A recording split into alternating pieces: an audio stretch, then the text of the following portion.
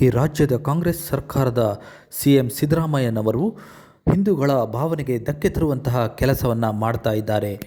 ಧರ್ಮಸ್ಥಳ ವಿಚಾರ ಇರಬಹುದು, ಮೈಸೂರು ದಸರಾ ವಿಚಾರ ಸೇರಿದಂತೆ ಸಿಎಂ ಸಿದ್ದರಾಮಯ್ಯನವರ ನಿಲುವು ಹಿಂದೂಗಳ ಭಾವನೆಗೆ ಧಕ್ಕೆ ತರುವಂತಹ ವಿಚಾರ ಎಂದು ಮಾಜಿ ಮುಖ್ಯಮಂತ್ರಿ ಹಾಲಿ ಬೆಳಗಾವಿ ಲೋಕಸಭಾ ಕ್ಷೇತ್ರದ ಸಂಸದ ಜಗದೀಶ್ ಶೆಟ್ಟರ್ ರವರು ಅಂಕೋಲಾದ ಪ್ರವಾಸಿ ಮಂದಿರದಲ್ಲಿ ಸಿಎಂ ಸಿದ್ದರಾಮಯ್ಯ ವಿರುದ್ಧ ತೀವ್ರ ವಾಗ್ದಾಳಿಯನ್ನು ನಡೆಸಿದ್ದಾರೆ. ಅವರು ಧರ್ಮಸ್ಥಳ ಜನಜಾಗೃತಿ ಕಾರ್ಯಕ್ರಮಕ್ಕೆ ತೆರಳುವ ಮುನ್ನ ಅಂಕೋಲಾದ ಪ್ರವಾಸಿ ಮಂದಿರದಲ್ಲಿ ಪತ್ರಕರ್ತರೊಂದಿಗೆ ಮಾತನಾಡಿದರು. ಧರ್ಮಸ್ಥಳದ ವಿಚಾರವಾಗಿ ಭಾಳಷ್ಟು ಚರ್ಚೆ ಆಗ್ತಾ ಇದೆ. ಭಾರತೀಯ ಜನತಾ ಪಾರ್ಟಿಯಿಂದ ಧರ್ಮಸ್ಥಳ ಚಲೋ ಕಾರ್ಯಕ್ರಮ ನಾವು ಹಾಕ್ಕೊಂಡಿದ್ವಿ. ಈಗ ನಾನು ಸಹಿತ ಧರ್ಮಸ್ಥಳಕ್ಕೆ ಹೋಗುವ ಹಂತದಲ್ಲಿ ಇಲ್ಲಿ ಅಂಕೋಲಾಗೆ ಬರುವಂಥದ್ದಾಯಿತು. ಮಧ್ಯಾಹ್ನವರೆಗೆ ನಾವು ಹೋಗಿ ರೀಚ್ ಆಗ್ತೀವಿ. ಮತ್ತು ಭಾಳ ಮುಖ್ಯವಾಗಿ ಧರ್ಮಸ್ಥಳದ ಬಗ್ಗೆ ಲಕ್ಷಾಂತರ ಭಕ್ತರಿಗೆ ಭಾಳ ಅಪಾರವಾದಂಥ ಒಂದು ಗೌರವ ಇದೆ, ಭಕ್ತಿ ಇದೆ. ಮತ್ತು ಮಂಜುನಾಥನ ಬಗ್ಗೆ ಹೆಚ್ಚಿನ ರೀತಿಯಾದಂಥ ಒಂದು ಗೌರವ, ಭಕ್ತಿ ಲಕ್ಷಾಂತರ ಭಕ್ತರಲ್ಲಿರುವಂಥದ್ದು ನಾವು ನೋಡ್ತಾ ಇದ್ದೇವೆ. ಆದರೆ ಇತ್ತೀಚೆಗೆ ಕೆಲವು ಘಟನೆಗಳು ಆ ಧರ್ಮಸ್ಥಳ ಕ್ಷೇತ್ರದ ಪವಿತ್ರತೆ ಬಗ್ಗೆ ಒಂದು ರೀತಿ ಅಪಪ್ರಚಾರ ಮಾಡುವಂಥದ್ದು ಸ್ಟಾರ್ಟ್ ಆಯಿತು. ಮತ್ತು ಯಾವುದೇ ಒಂದು ಹಂತದಲ್ಲಿ ರಾಜ್ಯ ಸರ್ಕಾರ, ಸಿದ್ದರಾಮಯ್ಯನವರ ಸರ್ಕಾರ ಒಂದು SIT ನೇಮಕ ಮಾಡುವಂಥದ್ದು.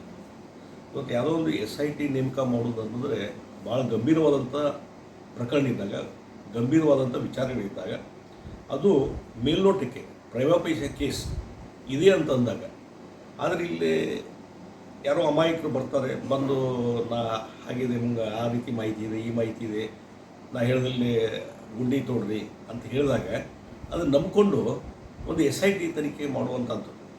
ಅದಕ್ಕೆ ಅದನ್ನು ಮಾಡಿದಾಗ ನಾವು ಯಾಕಂದ್ರೆ ಮಾಡಿದ್ರೆ ಮಾಡಿಬಿಡಲಿ ಅಂತ ನಾವು ಬಿಟ್ಟಿದ್ವಿ. ಆದರೆ ಈ ರೀತಿ ಪ್ರೈವಾಪೈಸ ಕೇಸ್ ಇಲ್ಲದೇ ಮಾಡೋದು ಏನು ತಪ್ಪು ಅನ್ನುವಂಥದ್ದು ಈಗ ರಾಜ್ಯ ಸರ್ಕಾರಕ್ಕೆ ಅರಿವಿಗೆ ಬಂದದ್ದು. ಯಾರು ದೂರನ್ನು ಕೊಟ್ಟಿದ್ರು ಅವರೇ ಈಗ ಆರೋಪಿಗಳಾಗಿ ನಿಂತಿದ್ದಾರೆ. ಈಗ ಅವ್ರ ಮೇಲೆ ಈಗ ಕಂಪ್ಲೇಂಟ್ಸ್ ಆಗಿದೆ. ಅವ್ರನ್ನೇ ಎನ್ಕ್ವೈರಿ 15-20 ಗುಂಡಿ ತೋಡಿದರೂ ಸಹಿತ ಯಾವುದೇ ಕುರುಹುಗಳು, ಸತ್ತ ಶವದ ಯಾವುದೇ ಕುರುಹುಗಳು ಸಿಗದೇ ಇರುವಂಥ ಪರಿಸ್ಥಿತಿ ನೋಡಿದಾಗ ಇಲ್ಲಿ ಒಂದು ಕಡೆ ರಾಜ್ಯ ಸರ್ಕಾರ ತಪ್ಪು ಹಾದು ಹಿಡಿತು ಮತ್ತು SIT ಮಾಡಿದ್ದೇ ತಪ್ಪು ಅನ್ನುವಂಥ ರೀತಿಯಲ್ಲಿ ಒಂದು ಜನ ಮಾತಾಡಲಿಕ್ಕೆ ಸ್ಟಾರ್ಟ್ ಮಾಡಿದ್ದಾರೆ. ಹೀಗಾಗಿ ಆ ಹಿನ್ನೆಲೆ ಅದು ಒಂದು ಕಡೆ SIT ತನಿಖೆ ಸತ್ಯಾಂಶ ಬರಲಿ. ಆದರೆ ಅದರ ಜೊತೆಗೆ ಕೆಲವೊಂದು ಹಿತಾಸಕ್ತಿಗಳು ಧರ್ಮಸ್ಥಳದ ಕ್ಷೇತ್ರದ ಬಗ್ಗೆ ಮತ್ತು ಹೆಗ್ಗಡೆಯವರ ಬಗ್ಗೆ ಅಪಪ್ರಚಾರ ಮಾಡುವಂಥದ್ದು ಸ್ಟಾರ್ಟ್ ಆದಾಗ ಜನ ಮನಸ್ಸಿನಲ್ಲಿ ಭಾಳ ವೇದನೆ ಆಯಿತು. ಮತ್ತು ಭಾರತೀಯ ಜನತಾ ಪಾರ್ಟಿ ಇಲ್ಲಿವರೆಗೆ ನಾವು ನೋಡ್ತಾ ಇದ್ವಿ ಏನಾದರೂ ಇದರಲ್ಲಿ ಇನ್ವೆಸ್ಟಿಗೇಷನ್ ಏನು ಬರ್ತದೆ ಏನು ಅನ್ನುವಂಥದ್ದು. ಆದರೆ ಇದು ಕೇವಲ ಬುರುಡೆ ಅನ್ನುವಂಥದ್ದು ಗುರ್ತಾದ ಮೇಲೆ ಇವತ್ತು ಭಾರತೀಯ ಜನತಾ ಪಾರ್ಟಿ ಸಹಿತ ಧರ್ಮಸ್ಥಳ ಕ್ಷೇತ್ರದ ಒಂದು ಪಾವಿತ್ರ್ಯತೆಯನ್ನು ಕಾಪಾಡಿಕೊಳ್ಳುವ ಸಲುವಾಗಿ, ಜನಜಾಗೃತಿ ಮಾಡೋ ಸಲುವಾಗಿ ಇವತ್ತು ನಾವು ಧರ್ಮಸ್ಥಳಕ್ಕೆ ಎಲ್ಲರೂ ಹೋಗ್ತಾ ಇದ್ದೇವೆ. ಮತ್ತು ಒಂದು ನಾನು ಹೇಳ್ತೀನಿ, ಸಿದ್ದರಾಮಯ್ಯ ಸರ್ಕಾರ ಏನಿದೆ ಭಾಳ ಮುಖ್ಯವಾಗಿ ಹೇಳೋದು ಎಡಪಂಥೀಯ ವಿಚಾರಗಳಿಗೆ ಪುಷ್ಟೀಕರಣ ಕೊಡುವಂಥ ಕೆಲಸ ಸಿದ್ದರಾಮಯ್ಯ ಸರ್ಕಾರ ಮಾಡ್ತದೆ. SIT ತನಿಖೆ ಎಲ್ಲಿ ಒಂದು ಕಡೆ ಸ್ಥಗಿತ ಮಾಡ್ತೀವಿ ಅಂತ ಹೇಳಿ ಸುದ್ದಿ ಬಂದಾಗ, ಸರ್ಕಾರದ ಆಲೋಚನೆ ಬಂದಾಗ, ಆ ಎಡಪಂಥೀಯ ಚಿಂತನೆ ಮಾಡತಕ್ಕಂಥ ವ್ಯಕ್ತಿಗಳಿರೋದಲ್ಲ, ಸಾಹಿತಿಗಳಿರ್ಬೋದು, ವಿಚಾರವಂತರಿರ್ಬೋದು, ಅವರೆಲ್ಲ ಒಂದು ಕಡೆ ಸೇರಿ ಎಲ್ಲಿ ದಾರಿ ತಪ್ತಾ ಇದೆ, SIT ಮುಂದುವರಿಸಬೇಕು ಅನ್ನುವಂಥ ರೀತಿಯಲ್ಲಿ ಸಿದ್ದರಾಮಯ್ಯ ಒತ್ತಡ ತರುವಂಥದ್ದು ಏನಿದೆಯಲ್ಲ, ಅದಕ್ಕಾಗಿ ಸಿದ್ದರಾಮಯ್ಯನವರು ಮತ್ತು ಎಡಪಂಥೀಯ ಚಿಂತಕರು ಇಬ್ಬರೂ ಕೂಡಿಕೊಂಡು ಈ ಧರ್ಮಸ್ಥಳ ಕ್ಷೇತ್ರ, ಅದು ಹಿಂದೂ ಭಾವನೆಗಳಿಗೆ ಧಕ್ಕೆ ತರುವಂಥ ರೀತಿಯಲ್ಲಿ ಏನೊಂದು ಪ್ರೊಸೆಸ್ ಇದೆಯಲ್ಲ, ಅದು ಇವತ್ತು ಜನ ಕಂಡಮ್ ಮಾಡ್ತಾ ಇದ್ದಾರೆ, ಖಂಡಿಸ್ತಾ ಇದ್ದಾರೆ.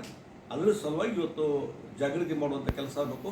ಈ ರೀತಿಯಾದಂಥ ಒಂದು ಆಟ ಮಾಡುವಂಥದ್ದು ಸಿದ್ದರಾಮಯ್ಯನವ್ರದ್ದು ಸರಿಯಲ್ಲ ಅನ್ನುವಂಥದ್ದು ನಾನು ಸ್ಪಷ್ಟವಾಗಿ ಹೇಳ್ತೇನೆ. ವೋಟ್ ಬ್ಯಾಂಕ್ ಆ ಹಿನ್ನೆಲೆ ಇಟ್ಟುಕೊಂಡು ಇವತ್ತು ಕೆಲಸ ಮಾಡುವಂಥದ್ದು, ವೋಟ್ ಬ್ಯಾಂಕ್ ರಾಜಕಾರಣ ಮಾಡುವಂಥದ್ದು ಮಾತ್ರ ಸಿದ್ದರಾಮಯ್ಯವ್ರು ಮಾಡ್ತಾ ಇದ್ದಾರೆ. ಹಿಂದೂ ಸಂಸ್ಥೆಗಳಿರ್ಬೋದು, ಹಿಂದೂ ದೇವಸ್ಥಾನ ಇರ್ಬೋದು, ಅದು ಅವಹೇಳನ ಆದಂಥ ಸಂದರ್ಭದಲ್ಲಿ ಸಹಿತ ಅದಕ್ಕೆ ಇನ್ನೂ ಹೆಚ್ಚಿನ ರೀತಿಯಾದಂಥ ಆ ಡಿವಿಷನ್ ಮಾಡುವಂಥ ಕೆಲಸ ಸಿದ್ದರಾಮಯ್ಯವ್ರು ಅಲ್ಲಿಂದ ಇಲ್ಲಿವರೆಗೂ ಮಾಡ್ಕೊಂಡು ಬಂದಿದ್ದಾರೆ. ಇದನ್ನು ಈ ಧರ್ಮಸ್ಥಳ ಕ್ಷೇತ್ರದ ಒಂದು ಉದಾಹರಣೆ. ಮತ್ತು ದಸರಾದ್ದು ಬಾನು ಮುಸ್ತಾಕ್ ಅವ್ರನ್ನ ಭಾಳಷ್ಟು ಕಾಂಟ್ರವರ್ಸಿ, ಆದರೆ ಭಾಳಷ್ಟು ವಿವಾದಾತ್ಮಕವಾದಂಥ ವಿಚಾರಗಳು ಇದ್ದಂಥ ಸಂದರ್ಭದಲ್ಲಿ ಅಂಥವ್ರನ್ನ ಇವತ್ತು ದಸರಾ ಉದ್ಘಾಟನೆಗೆ ಮಾಡುವಂಥದ್ದು, ಅದು ಹಿಂದೂ ಪರಂಪರೆ ಏನೊಂದು ದಸರಾ ಇದೆ, ನಾಡ ಹಬ್ಬ ಇದೆ, ಆ ಹಿಂದೂ ಪರಂಪರೆಗೆ ಎಲ್ಲಿ ಒಂದು ಕಡೆ ಧಕ್ಕೆ ತರುವಂಥ ಕೆಲಸ ಸಿದ್ದರಾಮಯ್ಯ ಮಾಡ್ತಾರೆ. ಹೀಗಾಗಿ ಈ ಹಿಂದೂಗಳ ಒಂದು ಹಿತರಕ್ಷಣೆ ಮಾಡಲಾರ್ದೇ ಹಿಂದೂ ಸಮಾಜವನ್ನು ಡಿವೈಡ್ ಮಾಡಲಿಕ್ಕೆ ಒಂದು ರೀತಿಯ ಅಪಪ್ರಚಾರ ಮಾಡುವಂಥದ್ದಕ್ಕೆ ಸಿದ್ದರಾಮಯ್ಯವರು ಯಾವಾಗಲೂ ಒತ್ತು ಕೊಡೋದನ್ನು ನಾನು ನೋಡ್ತಾ ಇದ್ದೀನಿ.